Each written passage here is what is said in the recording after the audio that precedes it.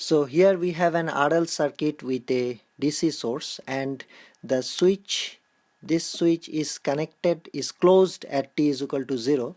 So when the t is equal to 0, when the transient begins, the circuit becomes like this. So this is E, this is R, this is L. So if we write KVL for the circuit, we will have the voltage rise here, which is the EMF, and then if we say the transient current is I, then IR is the voltage drop across the resistance, and across the inductance we know the voltage drop is L di dt. So that's like that. So I will divide both side by R. So this will be I plus L over R di over dt.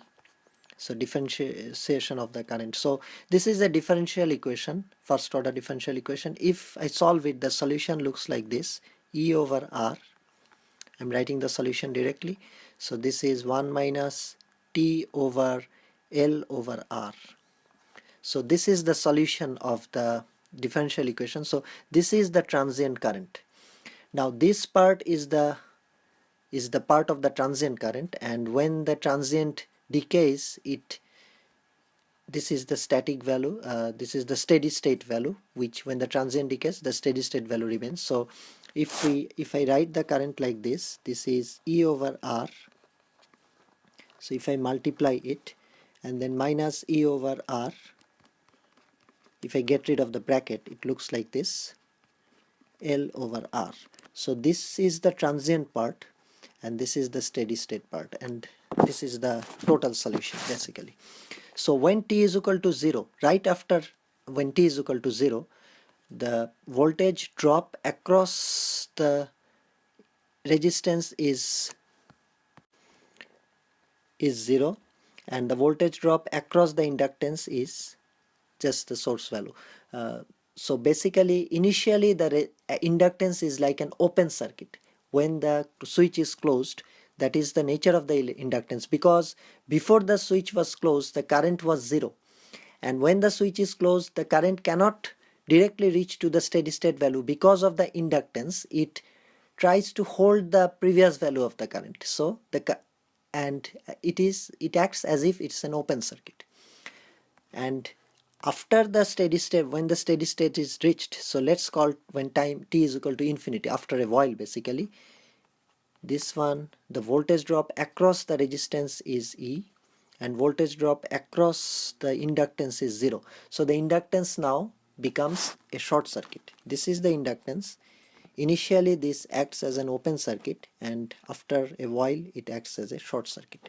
So this is how an inductance works.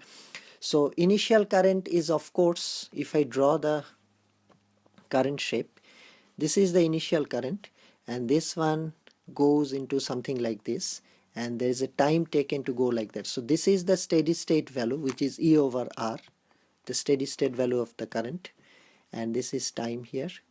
So this is when the inductance is short circuited and the resistance, the current is only defined by the resistance. But before that, this shape is defined by the inductance as well as the resistance. So, and this is the time constant, which is the one that is in the denominator. And if this is high, when L over R is high, the e to the power minus t over this one, whatever is behind. So this L over R is said as a time constant. This is how it is defined. So tau is the symbol for it normally. So this is the time constant. So I don't know why I write a 0 there. So this is the time constant, and I can write here. So when the time constant is more, of course the coefficient of t is small, because this is in the denominator and it takes longer to reach the steady state.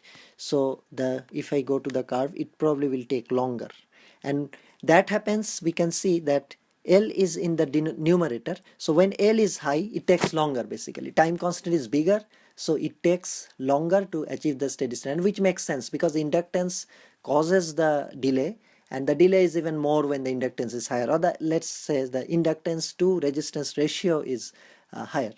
And when this is small, it gets to a gets to the steady state value quicker. And let's say if when there is no inductance, L is 0, of course tau becomes 0 because L is 0, the numerator part is 0, so tau is 0, and we will have just a resistance case when the current will reach to the e to the power e over r value immediately right after the switch is closed. So this is how it's working. So I would say pretty much that's what it is. Just several parameters of the transient shape.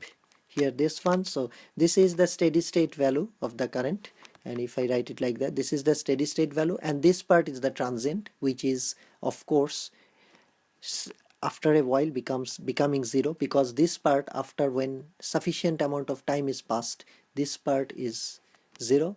So this whole part, this part, because t is large enough, e to the power minus t is very small, approximately 0, and it eventually it is negligible, so this part becomes 0. So this is the steady state value. This is how mathematically it is, and we can see from the time constant explanation that why higher value of L will give a longer longer delay or longer transient, which is the shape here. It will take probably longer, and if L is small it will go like that. So pretty much that's what it is. And